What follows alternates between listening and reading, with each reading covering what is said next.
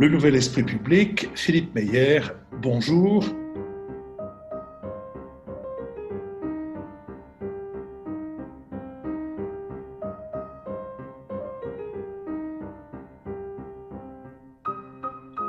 Nous allons aujourd'hui poursuivre notre série des Badas, notre série des suppléments à notre conversation du dimanche, et nous allons nous intéresser plus précisément à ce qui se passe à San Francisco avec Jules Fournier. Jules Fournier, bonjour. Bonjour Philippe. Alors, vous êtes à San Francisco, d'abord, vous allez nous dire depuis combien de temps? Depuis 1 an et demi désormais. Et vous travaillez pour l'un des GAFA. C'est ça. Dans le contexte de cette pandémie, qu'est-ce qui se passe de spécifique à San Francisco? San Francisco, c'est assez intéressant, a été une des premières grandes villes occidentales à réagir aussi fort, aussi vite. C'est-à-dire que dès le 25 février, la maire de San Francisco, London Breed, a déclaré l'état d'urgence sanitaire dans la ville. Il faut bien comprendre que la situation géographique de la ville et sa proximité, ou en tout cas sa façade pacifique, sa proximité avec la Chine, a eu un rôle déterminant dans ces mesures. Dès le mois de janvier, en fait, ici, on commençait à voir des gens porter des masques, ce qui, me semble-t-il, n'était pas du tout le cas en Europe. Et donc, la ville a agi très fort, très vite, et les cas ont été extrêmement limités. Aujourd'hui, mi-juin, San Francisco, au total, compte encore moins de 3000 cas et moins de 50 décès dus au coronavirus. Et en quoi a consisté la réaction de la maire de San Francisco? Il y a donc cet état d'urgence sanitaire qui, disons-le, ne s'est pas vraiment traduit dans les faits. C'était plutôt une préparation administrative en amont.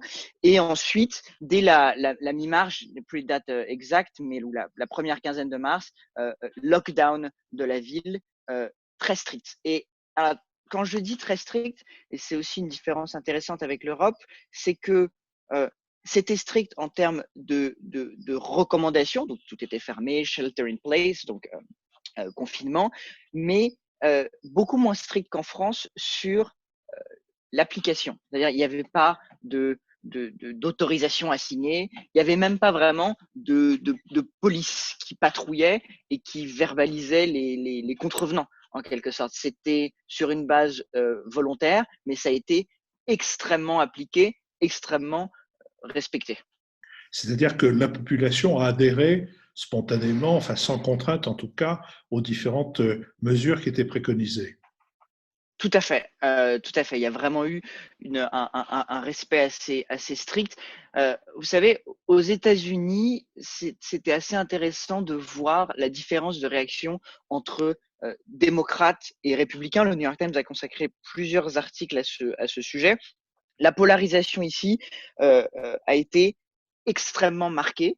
Je dis ici à l'échelle des États-Unis. Avec des démocrates qui globalement craignaient le virus et du coup respectaient les ordres de confinement, et les républicains beaucoup moins. Et d'ailleurs, on l'a vu dans les États ou les villes républicaines qui ont mis beaucoup plus de temps, et je pense notamment à la Floride, à se confiner.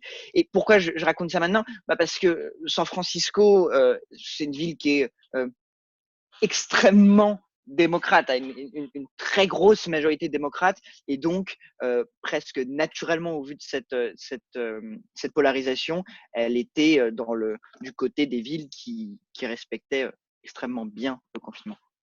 Et à l'intérieur de l'entreprise pour laquelle vous travaillez, il s'est passé des choses particulières. La pandémie a été un sujet de conversation et de mesures propres à cette entreprise. Bah oui, c'est intéressant. Alors, je distinguerai là deux choses. D'une part, il y a comment l'entreprise a réagi elle-même pour ses employés, et ensuite comment l'entreprise s'est mobilisée pour que les services et les produits qu'elle propose puissent être utilisés par le plus grand nombre. Sur le premier point, je dirais que les GAFA et les boîtes tech ici ont une culture du télétravail, du work from home, qui est assez importante. Et du coup, très vite, il me semble, la première semaine de mars, on nous a demandé, euh, c'était graduel, on nous a demandé d'abord, on nous a conseillé de travailler à la maison, puis quelques jours plus tard, recommandé de travailler à la maison, puis à nouveau quelques jours plus tard, imposé de travailler à la maison. Donc ça s'est fait progressivement, mais très vite. Et je dirais que la transition a été, à cet égard, probablement plus aisée pour ce type d'entreprise que pour d'autres. Euh, euh, je crois qu'il restait que quelques pourcents des employés qui continuaient à aller au bureau parce qu'ils en avaient impérieusement besoin, et notamment pour tous les travaux qui sont liés aux serveurs et à leur protection et leur entretien. Donc, en interne, ça s'est fait très vite et, j'allais dire, très bien. Et les entreprises ont ensuite été extrêmement avenantes pour aider les employés à s'équiper, donc livraison de moniteurs, de claviers, souris, etc., pour faire en sorte que l'espace de travail à la maison, qui est appelé à durer, on y reviendra peut-être, soit le plus confortable possible. Mais ensuite, il y a ce deuxième aspect qui est les entreprises tech ont, ont trouvé dans cette crise une sorte je sais pas si c'est un exutoire, mais en tout cas, c'était un moment important pour elles parce que les usages numériques ont évidemment explosé et il a fallu donc répondre à l'appel. C'est assez paradoxal. D'un côté, l'entreprise en interne doit gérer cette situation et le travail à la maison, etc. Mais de l'autre, elle est plus que jamais nécessaire. Et donc, il y a un travail qui est d'autant plus important parce que qui dit explosion de l'utilisation des services dit potentiellement tension croissante sur les serveurs, potentiellement produits à affiner et donc tout un travail à faire pour les utilisateurs. Alors, l'entreprise pour laquelle vous travaillez a des bureaux partout dans le monde, en tout cas, oui, partout dans le monde. Est-ce que vous échangez avec d'autres des bureaux de cette entreprise? Euh, alors, oui, c'est intéressant quand même parce que les boîtes tech en général, basées dans la Silicon Valley, sont à la fois présentes partout dans le monde et en même temps dans leur fonctionnement relativement centralisé. Relativement seulement, mais quand même. Par exemple, il y a une part assez importante des employés totaux de l'entreprise qui sont ici. C'est vraiment on sent que le cœur de l'action et des activités et le centre de décision principal de ces entreprises est vraiment ici. Donc évidemment, moi je communique, mais ne serait-ce qu'informellement, avec des collègues un peu partout dans le monde parce que moi j'ai commencé à Londres, j'ai déménagé ici et j'ai d'autres collègues qui ont déménagé aussi un peu partout dans le monde et donc on discute. Mais structurellement, moi, mon travail dans cette entreprise est quand même relativement euh, concentré sur les États-Unis, voire même sur la Silicon Valley. Et pour le reste de la Californie, est-ce que les mêmes mesures ont été prises? Est-ce que l'attitude de la population a été la même? Et est-ce que l'attitude du gouvernement central, l'attitude de Donald Trump, qui s'est prononcé très nettement contre les mesures de confinement, est-ce que ça a eu des effets? Alors, je suis un petit peu moins évidemment au courant de ce qui s'est passé ailleurs, mais pour prendre l'exemple de Los Angeles, qui est évidemment la plus grosse ville de l'État, l'une des plus grosses villes du pays, parce que, pardon, parenthèse, on parle beaucoup de San Francisco, c'est une ville qui est connue, mythique. Il ne faut pas oublier que c'est une ville moyenne à l'échelle des États-Unis. San Francisco, c'est 800 000 habitants. Me semble-t-il. Je pense même pas que ce soit dans le top 10 des villes américaines. Los Angeles, évidemment, est l'une des plus grosses villes, la 2 ou 3e, me semble-t-il. Los Angeles a eu beaucoup plus de cas. Los Angeles a eu beaucoup plus de décès aussi, presque près de 3000. Je crois comprendre que le confinement là-bas a été très respecté aussi. Mais la situation de la ville a fait que les choses ont empiré plus qu'à San Francisco. Maintenant, je parlais tout à l'heure de San Francisco qui est un havre démocrate. Bon, la Californie globalement est plutôt démocrate et plutôt hostile au président Donald Trump. Ces décisions ont été accueillies ici avec, je dirais, un scepticisme d'une part, mais en même temps une forme de résignation. C'est-à-dire que les habitants commencent à être habitués à ces saillies, à ces sorties imprévisibles et parfois déconcertantes.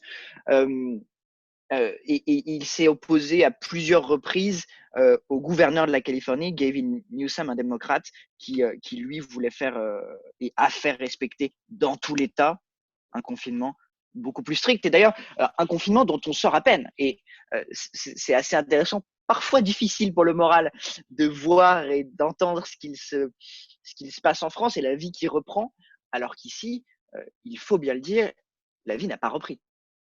La vie n'a pas repris, ça veut dire quoi? Vous êtes toujours confiné ou vous sortez avec beaucoup de précautions supplémentaires? Alors, les deux. Et je reviendrai sur. J'ai dit plutôt qu'ici, il y avait pas d'autorisation à signer, il n'y avait pas de contrôle policier. Mais en fait, cet esprit dans l'application des mesures s'applique encore aujourd'hui. Je veux dire par là que les choses étaient beaucoup moins claires, en quelque sorte. En France, de ce que je lisais, il y avait des ordres clairs, des cas détaillés qui s'appliquaient à une majeure partie de la population et des cas que les gens pouvaient rencontrer. On savait précisément ce qu'il fallait faire. Il y avait, pardonnez l'anglicisme, des guidelines précises. Ici, ça n'a jamais été le cas. C'était toujours plus flou. Il y a un appel plus important à la responsabilité individuelle. Et c'est encore le cas aujourd'hui. Donc aujourd'hui, on a le droit de sortir. Les magasins, je pense, ont rouvert. Enfin, l'ordre d'ouverture, ça ne veut pas dire qu'ils ont tous ouvert cela, mais ont rouvert le 15 juin, donc il y a quelques jours à peine. Les restaurants ouvrent pour ce qu'ils appellent l'outdoor dining, les terrasses. Le léger problème, c'est qu'il n'y a pas du tout de culture des terrasses ici. Il y a beaucoup moins de terrasses. Donc, les restaurants improvisent 2-3 tables sur le trottoir. Mais c'est tout. Et pour les bars, par exemple, on parle de mi-août. Donc, c'est beaucoup plus lent, beaucoup plus progressif. Et effectivement, les déplacements extérieurs doivent se faire avec un masque. Le port du masque est obligatoire. Est-ce que les conséquences économiques de ce confinement, compte tenu du fait que, en tout cas à San Francisco, beaucoup d'activités sont des activités comparables à celles de votre entreprise, donc qui permettent le télétravail, est-ce que les conséquences économiques du confinement sont pesantes?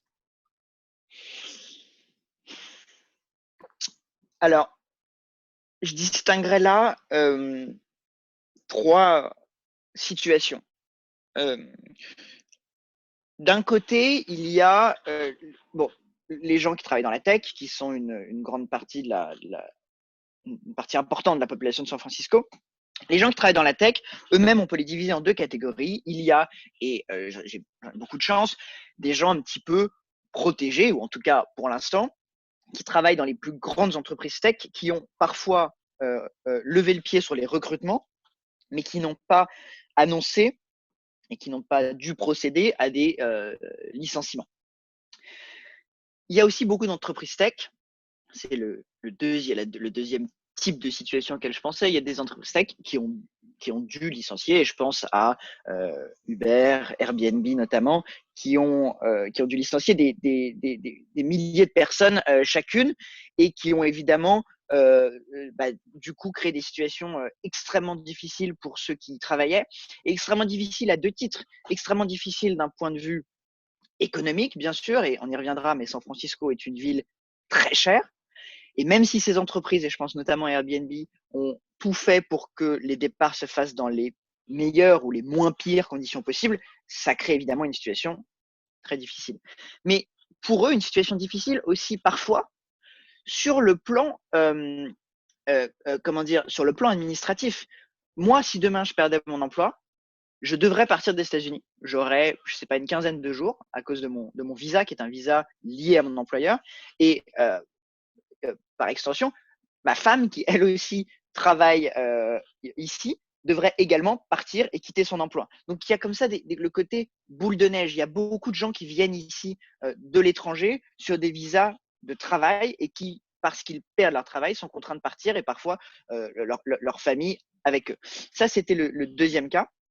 Et le troisième cas qui est euh, euh, last but not least, qui est vraiment le plus tragique, c'est que San Francisco est une ville extrêmement inégalitaire. Et donc, je parlais jusqu'à présent de la bulle dorée, un petit peu, de la tech, plus ou moins dorée. On l'a vu, il y a différents types de cas, mais ça reste quand même une bulle. Mais San Francisco est une ville où les gens qui ont des professions j'ose pas dire normal, mais en tout cas hors tech, c'est une ville où les gens ne peuvent plus vivre, ou bien dans des logements à loyer contrôlé. Et encore, c'est une ville qui a vraiment connu une bulle ces 15-20 dernières années. Et pour eux, la situation est extrêmement compliquée, voire tragique. San Francisco est une ville qui compte 8000 sans-abri. Donc 8000 sans-abri pour c'est 2 fois plus que Paris pour une ville qui est 3 fois moins peuplée. Et la situation est dramatique. Et dans cette population de sans-abri, la pandémie ne s'est pas propagée. Eh bien, c'était l'une des grandes craintes en début de pandémie et l'une des raisons aussi pour laquelle la ville a dû agir vite et fort. Tout laissait craindre que la situation dégénérerait. Et je pense notamment, il y a certains quartiers, le Tenderloin notamment, qui est en plein centre-ville, qui est indigne d'une grande ville occidentale, qui est une sorte c'est une ville de tente voilà, qui ne devrait pas exister, a fortiori dans une ville qui concentre, je pense, le plus de milliardaires des États-Unis. Donc, la situation aurait pu dégénérer et la situation a été relativement contrôlée. Euh, euh, la ville, qui d'habitude s'efforce d'éviter que les tentes pullulent dans les rues, cette fois les a non seulement acceptées, mais même installées et écartées un petit peu pour éviter des trop gros regroupements. Et la ville a aussi logé dans des hôtels, évidemment vidés de touristes, a logé dans des hôtels les populations sans abri les plus vulnérables et celles, ce n'est pas toujours le cas, qui acceptaient d'être logées. Donc, ça a été relativement contrôlé à cet égard. Est-ce qu'il n'y a pas eu une certaine brutalité quand même dans les licenciements? Vous parliez tout à l'heure d'Airbnb et de Uber. Uber a procédé à un licenciement dans des conditions qui ont été vivement critiquées. Est-ce que vous n'avez pas été vous-même un peu indulgent à l'égard de ces grandes entreprises? C'est une excellente question. Et qu'on soit clair, j'essaye d'éviter l'indulgence à leur égard. Je pense qu'il y a eu vraiment deux situations différentes de ce que je connais entre Uber d'une part et Airbnb de l'autre. Je dirais quand même que un licenciement, a fortiori avec les délais dans lesquels ils ont été annoncés, est toujours violent. C'est un peu le cliché américain du on embauche vite, on licencie vite. Bah, c'est vrai. Je ne connais pas les détails contractuels, mais les préavis ne sont pas les mêmes. Les conditions offertes au départ ne sont clairement pas les mêmes. Donc, cela étant dit, et sans du tout minimiser la brutalité de ces deux phénomènes, de ces deux cas, je pense qu'il y a une distinction à faire entre Uber d'une part et Airbnb.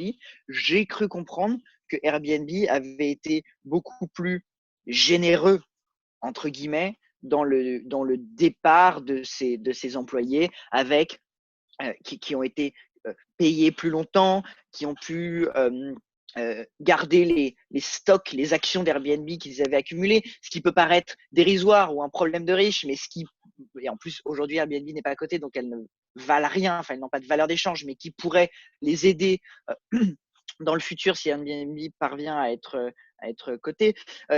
des choses aussi extrêmement essentielles, comme Airbnb a continué à offrir, je crois, 1 an d'assurance maladie, d'assurance santé à ses employés. Il ne faut pas oublier que on est aux États-Unis, l'assurance santé dépend presque exclusivement de l'employeur, donc c'est triste de devoir en arriver là, mais c'est important que l'employeur puisse être à la hauteur des besoins de telle période. Je veux pas parler de la situation d'Uber que je connais moins, parce que j'en ai lu, j'ai l'impression que c'était moins généreux, mais je ne suis pas au courant des détails. Alors venons-en, si vous voulez bien, pour terminer, à la situation politique, à la candidature de Joe Biden, aux chances, ou à la crédibilité, ou à la confiance, ou à l'espérance que placent les démocrates, ou certains démocrates, peut-être d'ailleurs pas ceux de San Francisco ni de Californie, dans la candidature de Biden. Écoutez, c'est évidemment une question essentielle ici. Et en même temps, c'est intéressant, on en parle beaucoup moins aujourd'hui qu'il y a 6 mois. Je m'explique. Il y a 6 mois, on était en tout début de primaire, en tout cas en pleine campagne pour les primaires démocrates. Biden était un favori contesté. Sanders et Elizabeth Warren, beaucoup plus à gauche, pouvaient encore l'emporter. Et je crois pouvoir dire qu'il y avait plus d'enthousiasme ici pour des candidatures plus à gauche que pour celle de Joe Biden. S'il parlait d'un candidat qui s'appelle Andrew Yang, qui plaisait beaucoup dans la Silicon Valley. On parlait beaucoup des primaires, il y avait des débats, c'était extrêmement vivant. Et puis évidemment, les primaires ont commencé, Biden l'a emporté avec une sorte de retournement de situation à l'américaine. Et très rapidement après, quelques semaines après, le pays s'arrête, le monde s'arrête à cause de la pandémie. Biden disparaît. Biden se confine chez lui, ce qui est évidemment la chose la plus raisonnable à faire, et passe 2 mois un petit peu hors des écrans, laissant à Donald Trump toute l'attention médiatique. C'est normal, c'est un moment de crise. Le président s'exprime et les médias écoutent ce que le président a à dire, même si parfois ce qu'il a à dire surprend. Donc pendant 2-3 mois, une situation assez étrange, une non-campagne en quelque sorte. Et puis le confinement s'allège, Joe Biden reprend progressivement et doucement sa campagne. Et évidemment, les émeutes raciales, enfin c'est comme ça que c'est appelé ici, partout à travers le pays, suite à cette histoire dramatique, et en fait à cette succession, cette multiplication d'histoires dramatiques qui réveillent les consciences dans le pays et qui font sortir les gens dans la rue. Faut bien se rappeler qu'aux États-Unis, sortir dans la rue, manifester, n'est pas une première nature. Ça se fait pas si souvent. Et donc les manifestations qu'on a vues ici à San Francisco, mais également à travers le pays, étaient tout à fait exceptionnelles. Et donc ça aussi, en quelque sorte, ça éclipse un petit peu, et tant mieux, loin de moi l'idée de les déplorer, mais ça éclipse un petit peu la campagne présidentielle parce que c'est ce sujet qui est au cœur de l'actualité. Et donc, on entend beaucoup moins parler aujourd'hui de l'élection même. On n'entend pas vraiment parler de programmes, d'idées, même de lignes directrices, beaucoup moins qu'à l'époque de la primaire où les idées bouillonnaient. Et je pense notamment à Elizabeth Warren, qui était gentiment moquée, mais parce que dès qu'on lui posait une question sur un sujet, elle répondait j'ai un plan pour ça. Effectivement, elle avait des plans pour à peu près tout. Qui, pourrait-on dire, est la moindre des choses pour une candidate ou un candidat à l'élection présidentielle. Tout ça pour dire que aujourd'hui, progressivement, le sujet de la présidentielle reprend. Et loin de moi l'idée de jouer les oracles, mais autant jusqu'à il y a quelques mois, j'étais anxieux à l'idée de cette présidentielle et je pensais que Donald Trump avait était favori, enfin, ou allait être réélu. je pense qu'aujourd'hui, les dernières semaines, les événements des dernières semaines le mettent dans une position de plus en plus difficile, dont Joe Biden, assez intelligemment, a réussi à profiter, et je mets des guillemets sur profiter, je l'entends pas d'un point de vue euh, intéressé, mais je pense que Joe Biden a été à sa place et a été l'homme du moment. Donc, je pense qu'il a regagné des points précieux dans l'opinion. Maintenant, tout reste à faire. Une campagne qui, à bien des égards, est inédite, exceptionnelle et incertaine. Alors, un dernier mot, quelle forme à San Francisco ont prise les réactions à l'assassinat de George Floyd? Vous savez, San Francisco est une ville à la démographie particulière, et je ne peux m'empêcher de détailler ici et avec des chiffres, des statistiques qui évidemment euh, étonneront, voire même choqueront certains auditeurs français peu habitués à ce genre de statistiques. Mais San Francisco, puisqu'aux États-Unis on compte les couleur de peau, ici ça s'appelle en anglais, et ça s'appelle race.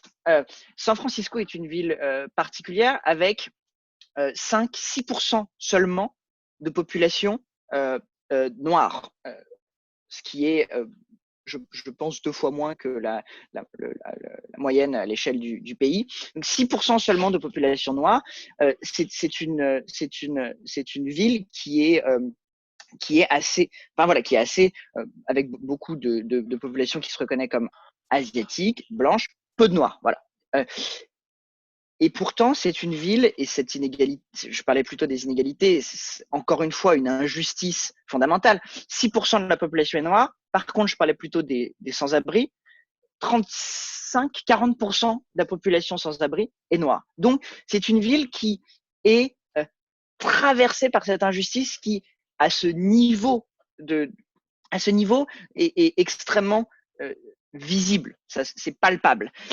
Donc, c'est une ville aussi, et j'en termine là sur la parenthèse démographique, c'est une ville qui est jeune, très jeune, beaucoup ils appellent les Young Working Professionals, donc entre 20 et 40 ans.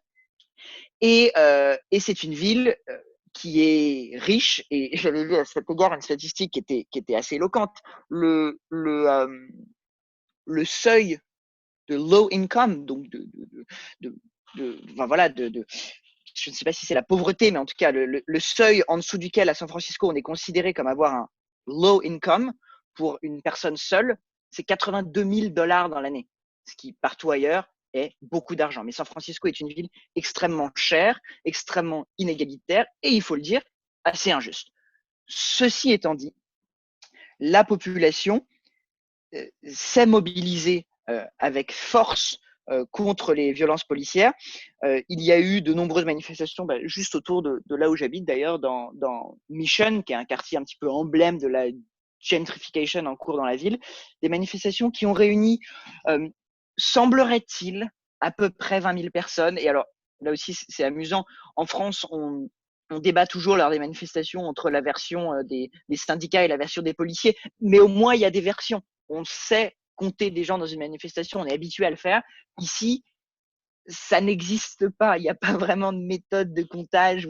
Donc, j'ai lu 20 000, mais évidemment très, très dur à dire. 20 000 manifestants, évidemment, presque tous masqués d'ailleurs.